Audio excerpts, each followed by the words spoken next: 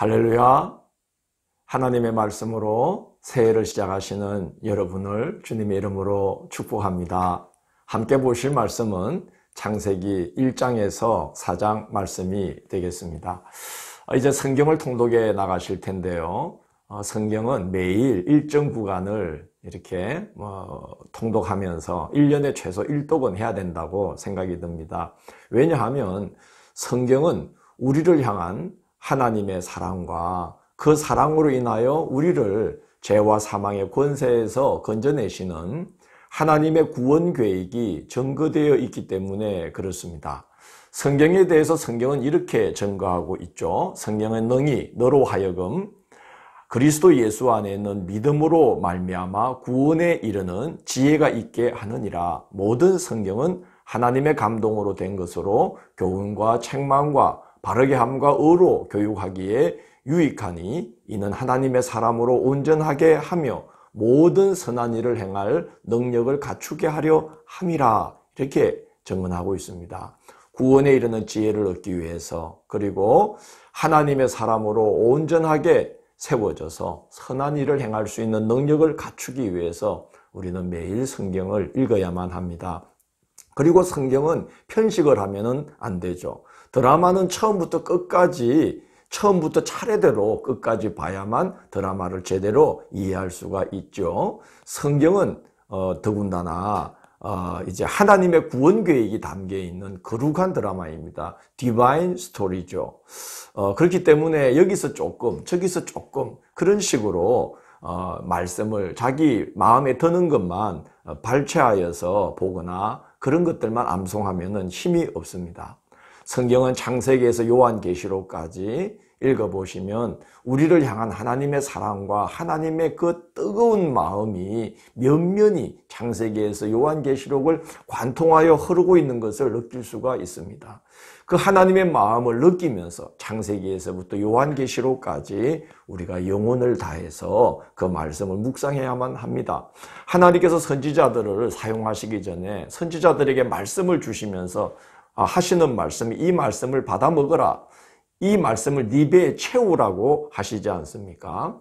오늘날에 우리 그리스도인들도 말씀을 그렇게 받아 먹고 배에 채워 매일 영의 양식으로 삼아야만 말세의 시험과 미혹을 이겨낼 수가 있습니다. 올해도 새해 첫날부터 한 해를 마치는 마지막 끝날까지 매일 성경 말씀으로 생명의 양식을 삼으며 주님과 함께 승리하시기를 원합니다. 창세기는 기원에 관한 책입니다. 세상과 우주 만물의 기원, 인간의 기원, 죄의 기원, 타락의 기원, 그리고 구원 계획의 기원이 담겨 있습니다.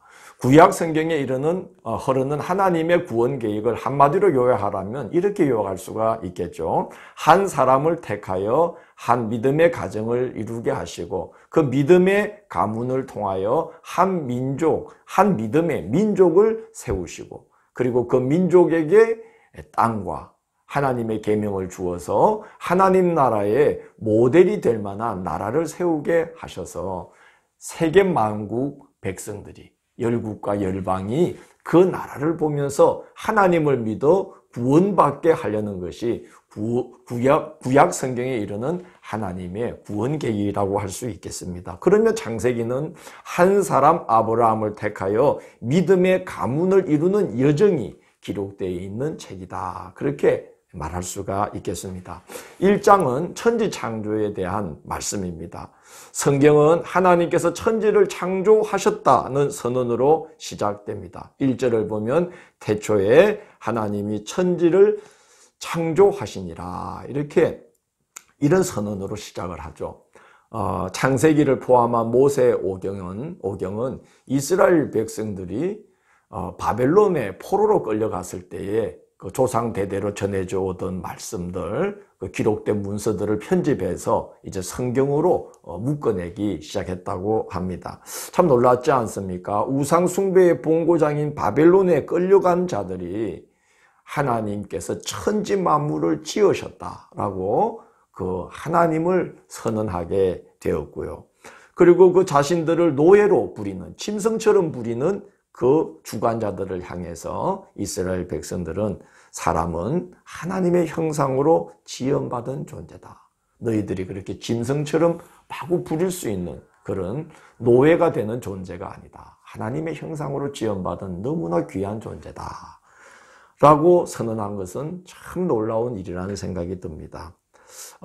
오늘날은 천지 만물의 기원을 우연의 산물로 보는 이런 유물론, 과학 만능, 물질 만능 시대에 우리 그리스도인들이 살고 있는데 우리 그리스도인들도 그렇게 믿음의 선조들처럼 모든 것의 권한은 하나님이시다라는 선언을 하고 또 그 믿음으로 살아가는 그리스도인들이 되어야 하겠습니다.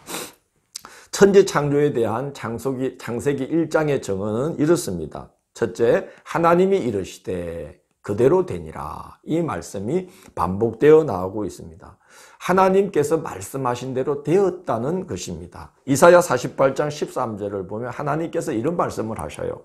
과연 내 손이 땅의 기초를 정하였고 내 오른손이 하늘을 폈나니 내가 그들을 부르면 그것들이 일제히 서느니라. 이렇게 말씀하십니다. 하나님은 없던 것들을 불러내어 있게 하시는 분이고 하나님이 부르실 때 만물이 순종하여 제 모습을 나타내었다는 것입니다. 그래서 하나님이 이르시되 그대로 되니라. 이 말씀이 창세기 1장에 반복해서 나옵니다. 두 번째 반복되는 말씀은 보시기에 좋았더라 하는 말씀이에요. 심히 아름답고 충만하게 지어주셨다는 거예요. 대홍수로 격변이 일어나기 전에 그리고 사람들로 인해서 잘리고 뚫리고 끊기고 파헤쳐지고 콘크리트로 뒤덮이기 전에 태초의 세상의 모습을 보게 된다면 아마 우리는 너무 아름다워서 넋을 잃지 않을까 그런 생각이 듭니다.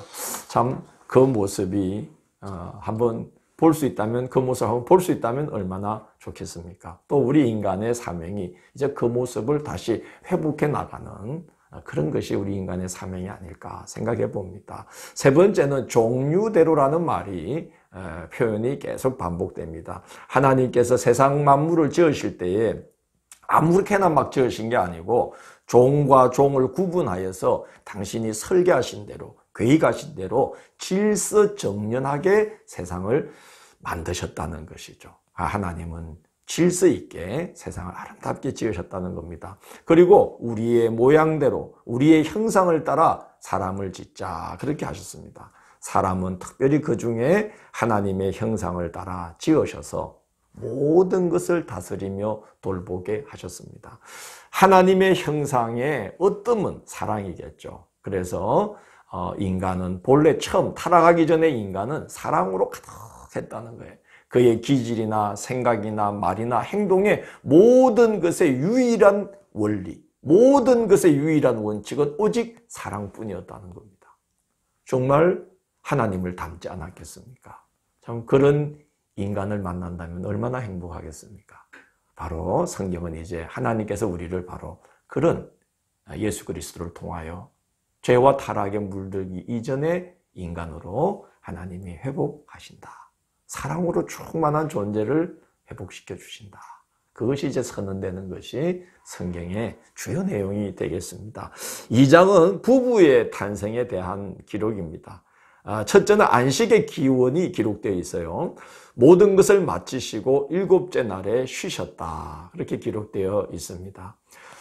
그래서 하나님께서 모든 걸 끝내시고 하나님이 쉬신 날, 그래서 모든 것을 복되고 거룩하게 하신 날이 일곱째 날이다. 그래서 우리가 안식일의 기원, 주일의 기원이 바로 이 창세기 2장에 기록이 되어 있습니다. 그리고 부부의 기원에 대한 말씀이 기록되어 있죠.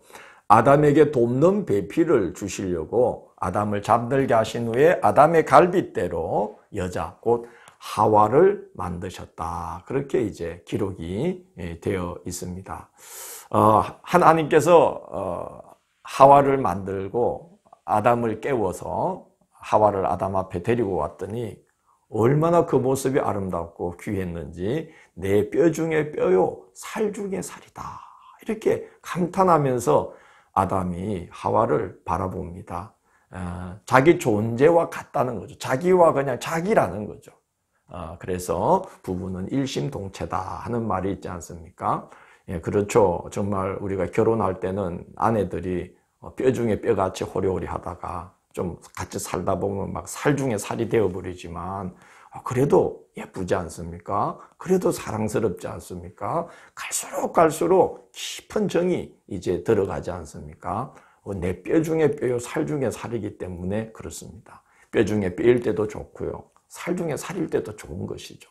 하나님이 그런 존재로 서로를 향한 배필로 만들어 주셨기 때문입니다. 그것이 바로 부부의 관계에 대한 성경이 증거하는 가장 중요한 원칙입니다. 뼈 중에 뼈요, 살 중에 살이다. 3장은 죄의 기원에 대한 말씀입니다. 인간은 하나님의 명령 앞에 서 있는 존재죠.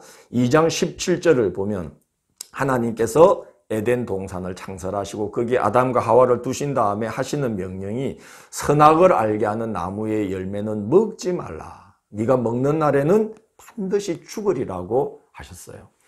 결국 사람은 하나님의 명령 앞에 서 있는 존재다 하는 것입니다.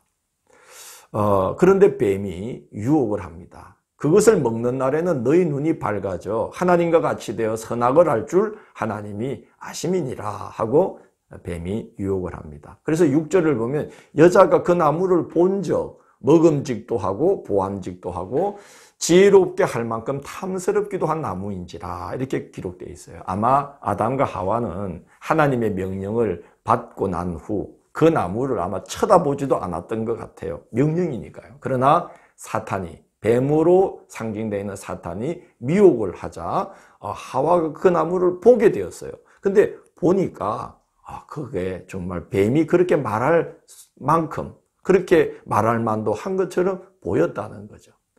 사탄은 터무니없는 것으로 사람을 미혹하지 않습니다. 꼭 그럴듯한 것으로 마치 하나님처럼 될 것만 같은 그런 것으로 우리를 미혹하는 것이죠. 하와와 아담이 그래서 그 하나님의 명령을 거역하고 선악을 알게 하는 나무의 열매를 먹습니다. 9절을 보면 하나님이 이제 부르십니다. 아담을 부르시죠. 내가 어디 있느냐 하고 부르십니다. 이것은 위치를 묻는 말씀이 아니지요. 너의 존재가 어떤 상태에 처해 있는지를 돌아보라는 경고의 말씀 아니겠습니까? 회개의 기회를 주고 계신 것입니다. 그러나 아담과 하와는 핑계대고 변명하기가 바쁩니다. 그래서 추방을 당합니다. 에덴 동산에서 쫓겨나서 에덴 동산 동쪽에 하나님이 그들을 쫓아내신 후에 에덴 동산 동쪽에 그룹들과 두루 도는 불칼을 두어서 생명나무의 길을 지키게 하십니다. 그룹이라는 것은 천사 또는 하나님의 사자를 가리키는 히브리어 체루빔의 한글식 음력입니다. 그래서 하나님의 사자들이 두루 도는 불칼을 갖고 에덴 동산 동쪽을 지키고 있어요.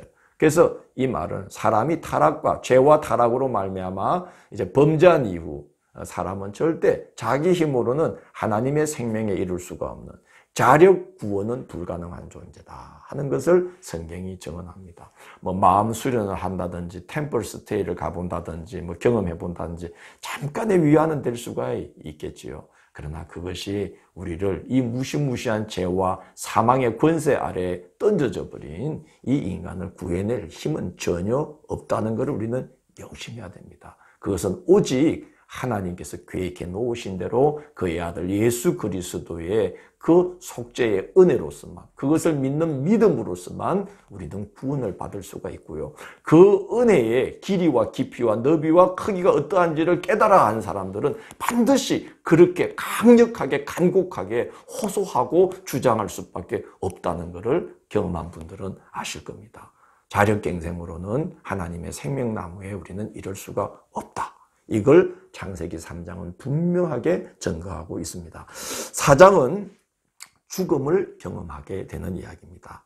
아담과 하와에게서 가인과 아벨이라는 두 아들이 태어나는데요. 가인이 아벨을 죽여버립니다. 사건의 발단을 성경은 이렇게 기록하고 있어요. 4절 5절 보면 여호와께서 아벨과 그의 제물은 받으셨으나 가인과 그의 제물은 받지 아니하신지라 가인이 몹시 분하여 이렇게 기록되어 있습니다.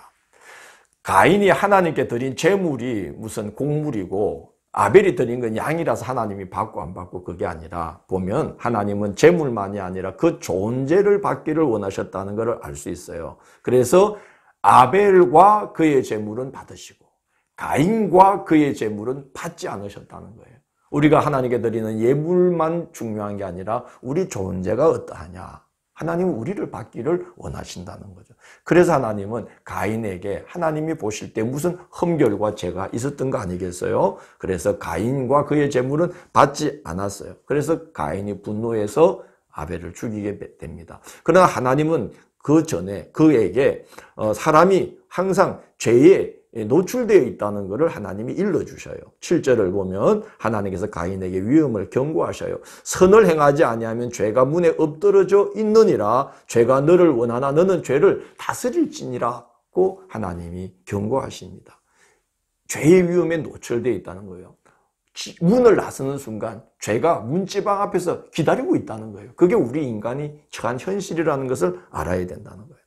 그러나 경고를 듣지 않고 가인은 아벨을 죽여버립니다. 그러나 하나님께서 범죄한 아담과 하와를 부르시듯이 9절을 보면 내 아우 아벨이 어디 있느냐 하고 물으십니다.